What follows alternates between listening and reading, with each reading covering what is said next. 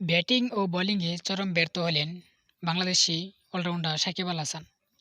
ব্রিজটাউনে Caribbean premier লিগের এই ম্যাচে ফ্যালকনসের হয়ে ব্যাটে বলে ভালো করতে পারেননি সাকিব আল হাসান।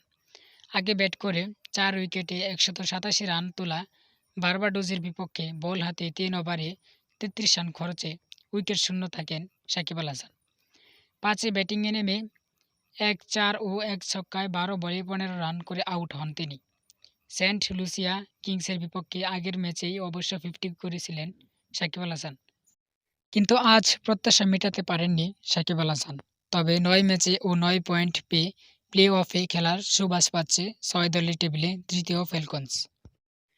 উল্লেখ্য, বার্বাডোস রয়্যালসের বিপক্ষে জিততে শেষ ওভারে ১২ রান দরকার ছিল অ্যান্টিগা অ্যান্ড বারবুডা ফ্যালকনসের।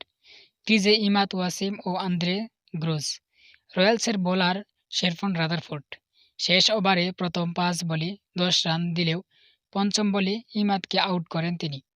শেষ বলে জয়ের জন্য ২ রান দরকার ছিল ফ্যালকনসের। সামার সিন্সপার নেমে ম্যাচটা আর সুপার ওভারে যেতে দেননি।